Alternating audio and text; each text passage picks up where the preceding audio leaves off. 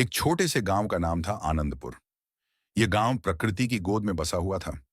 यहाँ के लोग सादा जीवन जीते थे और एक दूसरे के सुख दुख में साथ देते थे। इस गांव में दो बच्चे थे, मघु और गोपाल। दोनों गहरे दोस्त थे। मघु नटखट और चंचल स्वभाव का था। उसे किसी की बात मानने की आदत नहीं थी। जो उसका मन करता वही करता।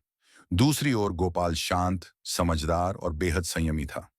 वह मघु की हर गलतियों को सुधारने की कोशिश करता। एक दिन गांव में खबर फैली कि पास के मैदान में एक बड़ा मेला लगा है।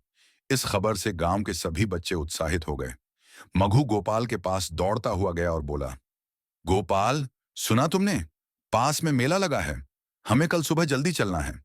गोपाल मुस्कुराकर बोला, ठीक है, लेकिन जल्दी निकलेंगे ताकि समय पर सब कुछ देख सकें। दोनों ने अगले दिन मेले जाने की योजना बनाई। गोपाल ने अपने साथ पानी और कुछ खाने का सामान रखा, लेकिन मघु ने सोचा, मेला देखने जा रहे हैं, ये सब क्यों लेना? अगली सुबह दोनों दोस्त खुशी खुशी मेले की ओर चल पड़े। रास्ते में पेड़ों पर चहकते पक्षी, रंग बिरंगे फूल और बहती हुई नदी देखकर वे दोनों बहुत खुश हो रहे थे। कुछ दूर चलने के बाद उन्हें एक बड़ा और सुंदर तालाब दिखा। तालाब के बीचों बीच कमल के फूल खिले हुए थे। मघु तालाब की ओर इशारा करते हुए बोला, देखो गोपाल, कितने सुंदर फूल हैं, मैं इन्हें तोड़ कर लाऊंगा। गोपाल ने तुरंत मघु को रोका और कहा, नहीं मघु, यह तालाब बहुत गहरा है। अगर तुम गिर गए तो बड़ा हादसा हो सकता है। लेकिन मघु ने गोपाल की बात को अनसुना कर दिया। उसने हंसते हुए कहा, अरे, मैं कोई बच्चा नहीं हूं। देखना, मैं बहुत सावधानी से जाऊंगा। मघु तालाब के किनारे गया और धीरे धीरे फूल तोड़ने की कोशिश करने लगा। लेकिन जैसे ही उसने झुककर फूल तोड़ने की कोशिश की, उसका पैर फिसल गया और वह तालाब में गिर गया। तालाब गहरा था और मघु को तैरना नहीं आता था। वह पानी में हाथ पैर मारते हुए चिल्लाने लगा, बचाओ बचाओ, मैं डूब रहा हूं। गोपाल यह देखकर घबरा गया, लेकिन उसने धैर्य नहीं खोया। पास में ही एक लंबा बांस पड़ा था। गोपाल ने जल्दी से बांस उठाया और मघु की ओर बढ़ाया। मघु, इसे पकड़ो और इसे कसकर पकड़े रहो, गोपाल ने चिल्लाकर कहा। मघु ने बांस पकड़ लिया। गोपाल ने अपनी पूरी ताकत लगाकर मघु को धीरे धीरे किनारे पर खींचा। तालाब से बाहर आते ही मघु कांप रहा था। उसका चेहरा डर और पछतावे से भरा हुआ था। उसने गोपाल की ओर देखते हुए कहा, गोपाल, मुझे माफ कर दो। मैंने तुम्हारी बात नहीं मानी।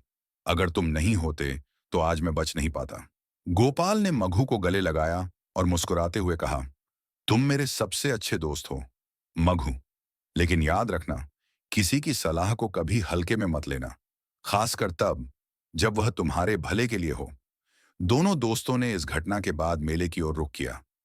मेले में तरह तरह की दुकानें, झूले, मिठाइयां और खेल तमाशे देखकर उनकी खुशी का ठिकाना नहीं रहा। मघु ने अपनी गलती को सुधारने के लिए एक छोटी बांसुरी खरीदी और गोपाल को उपहार में दी। उसने कहा, गोपाल, ये बांसुरी मेरी तरफ से तुम्हारे लिए है।